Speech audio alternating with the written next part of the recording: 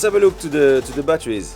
A very important piece of equipment. All comfort relies on batteries.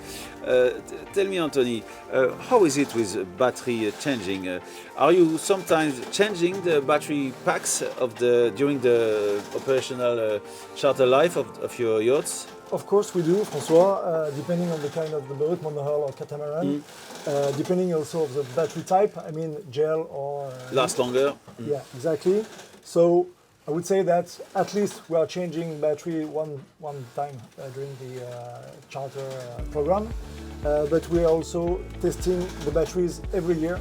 During winter? During winter, and so if needed, we change the batteries, of course, and we will respect the technology, the kind of battery, and we will change all the pack, exactly. not just one. No, you change everything, yeah, to keep it homogeneous and in working condition. Yeah. Okay, great.